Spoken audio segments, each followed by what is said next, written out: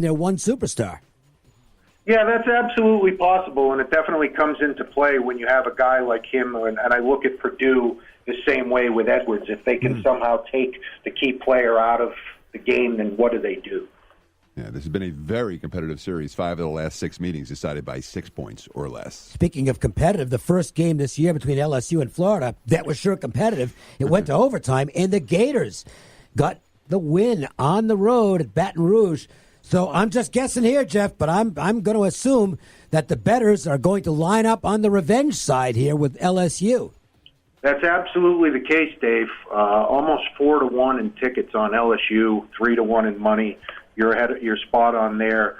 Florida's been playing great, and I think it's a good spot for them tonight, coming off, pretty much a terrible loss against Georgia this weekend. And I generally like playing on teams that are good that coming off a bad loss, and tonight might be that spot. Boy, if you're riding trends, you've been making money with both of these teams.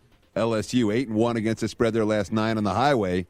Florida 0-8 against the spread their last 8 at home. So LSU's been making money in this role. Florida has not been making money in their role. Wow. I'm not surprised. And it's been significant runs for both of these teams. Over 7-2 the last 9 times they've played. It's late in the season, and this is, no matter what kind of a year they've had, this is the time of season where Ed Cooley and his brilliance on the sidelines, I think he's one of the best college basketball coaches there is, starts to have an impact. He's seen these teams. He's able to make in-game adjustments.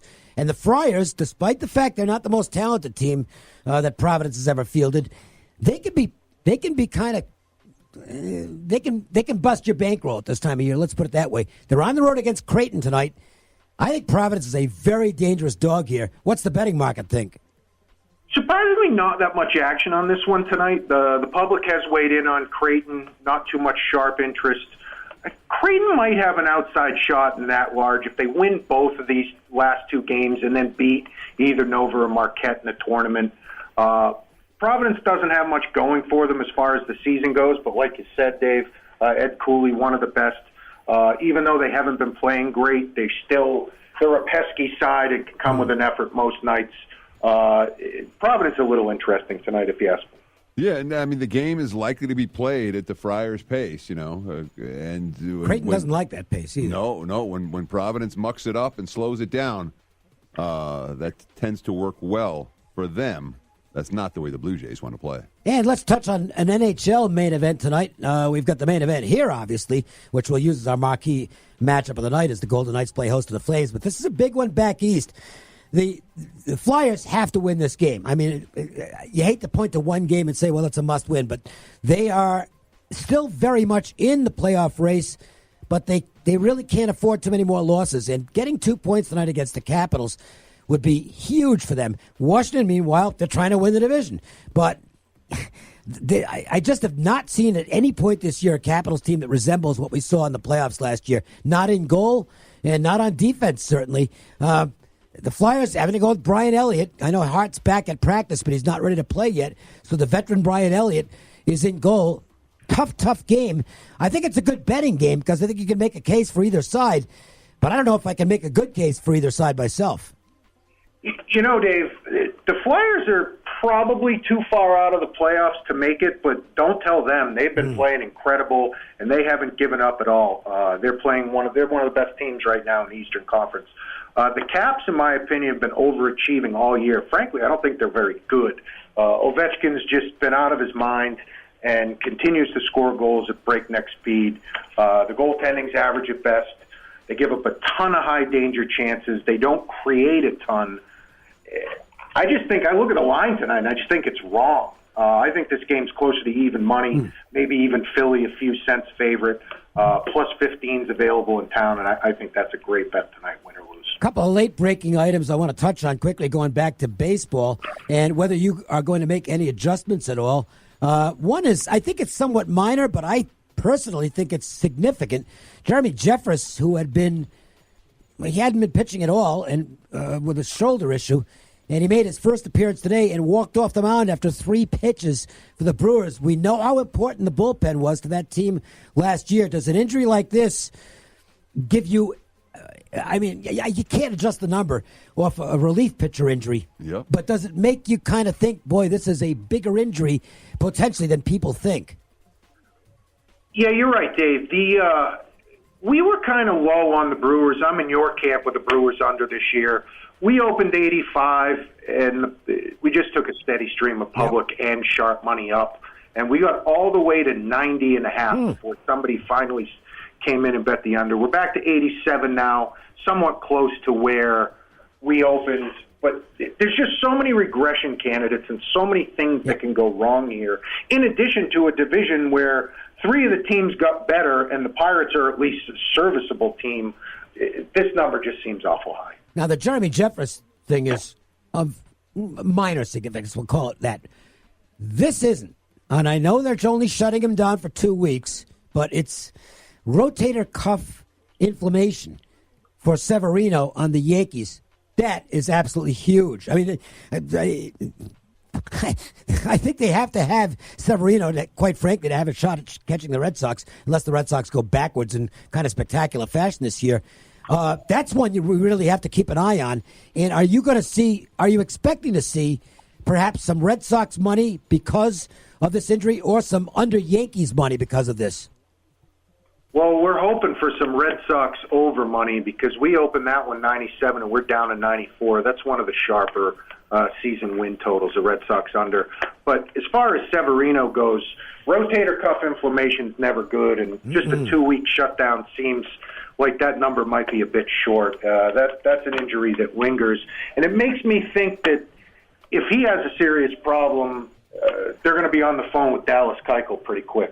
Sure, remember, I mean, Severino, whose advanced metric stats were off the charts for, a year and a half, 2 years, where he was the probably you'd call him the number one wise guy pitcher in baseball just because of the strikeout to walk ratio and all of that. But he wasn't himself last year down the stretch. You wonder if maybe something was amiss then. Exactly. This is it couldn't be a bigger red flag. It's like a blinking giant red flag where I'm not going to say the Yankees season hanging in the balance, but that's not an injury any Yankee fan or any Yankees overbetter should be happy to hear about. Especially when you look at this. I mean, the rest of that pitching staff, Sabathia's not going to be ready for a while, and he's the number 5 in his last year. Tanaka's going to have a stint on the disabled list at some point. And I'm leaving out one. Who am I leaving out? Paxton. This guy gets hurt every season. Well, he does. I mean, he's a dominant pitcher, but he's never. He's just not a 200-inning guy. I understand their lineup is scary good, but there's some problems on this pitching staff that I think have a cloud over the season going in for the Yankees. Jeff, don't you? I completely agree. Every single one comes with a question mark. The bullpen is very, very good, but if they miss 2 or 3 of these guys for 15, 20, 25 starts, you wonder where the innings at the beginning of the game are going to come from. Yeah, although, I mean, that bullpen can make up for a whole great lot of bullpen. But you also don't want to be in a situation where you've got to use the bullpen for 3 innings every single night because then they wear out.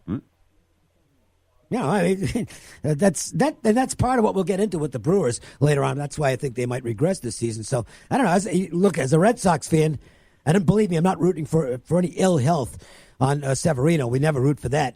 But if you're a Red Sox fan, you're kind of smiling a little bit today.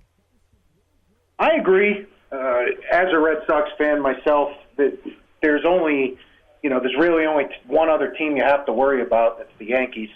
We haven't heard too much in the way of negativity coming out of Red Sox camp yet. So, yeah, this is a positive in Red Sox Nation today. Well, you still have to worry about the Astros and the Indians somewhere down the line. That's come playoff time. Somewhere. That's all I said is somewhere down the line. The interesting thing in baseball in the American League this year is you might have a race for the second wild card, and that's really about it. You don't really need 162 games.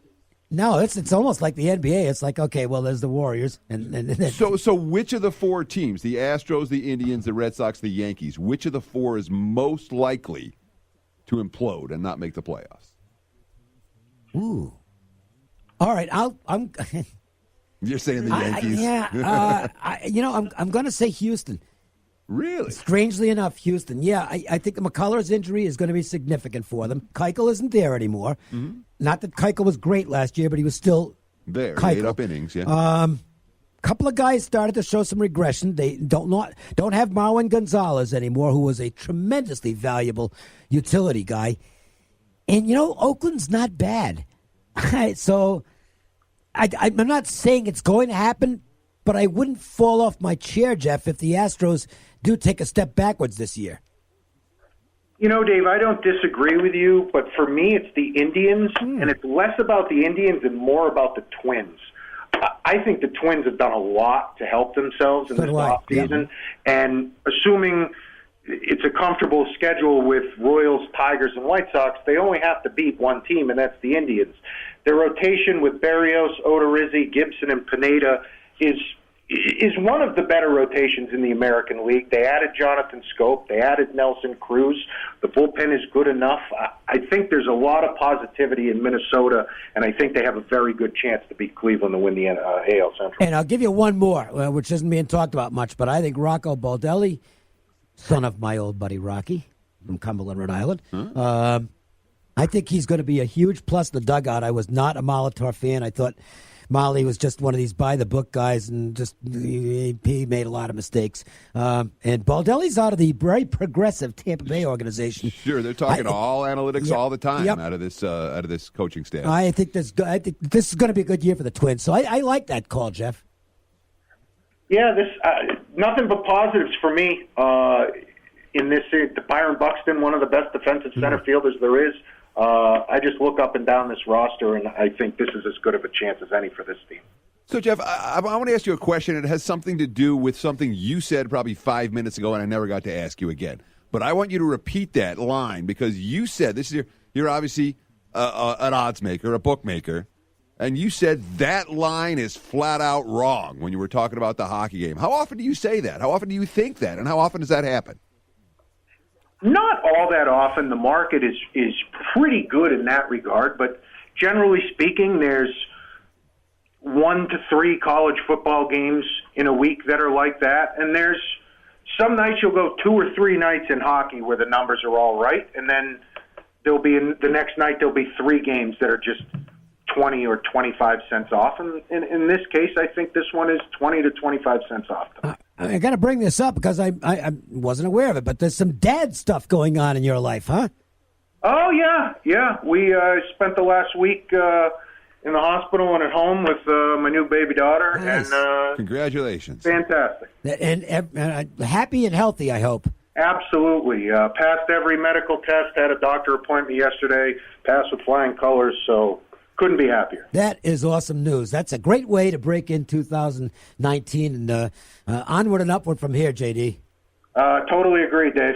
All right, man. Have a great weekend. We will do it again next Wednesday. Again, follow Jeff on Twitter at @the_junkyard. And get down to Caesar's Palace. Have yourself a great meal and a great time at one of the all-time best spots in Las Vegas. Thanks, Jeff. Thanks, Dave. We will take a break, and we'll come back, and we're gonna get to the Milwaukee Brewers today. This is one of the bets I've made so far, and I guess I'm anti most of the market of this one. I'll tell you why when we come back. The Las Vegas Sportsline. I got my brand new Shinola watch at MJ Christensen. Absolutely love it. Shinola is an incredible American story. It talks about what happens when industry comes back to America. This visionary hired 70-some-odd people off of welfare. One person that was making minimum wage for 4 years is now the spokesperson for the company. Go on their website, Shinola Watches, and who's the distributor here? Only MJ Christensen Diamonds. MJ Christensen, located at Boca Park.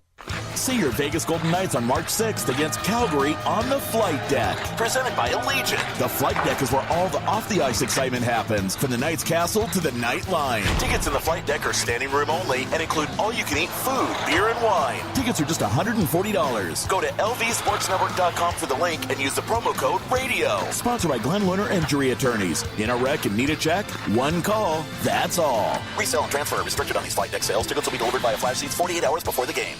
The Findlay Automotive Group is excited to introduce the all-new Findlay Volvo, located at 5385 West Sahara Avenue. Experience their award-winning cars and SUVs and see why Volvo is the fastest-growing luxury brand in Las Vegas. Call 702-982-4900 or visit FindlayVolvoLV.com today. The IRS finally caught up with Louie. I hadn't paid my taxes in 8 years. I owed the IRS a lot of money. Louie was in deep trouble. We're going to take your house, put a lien on your bank account, garnish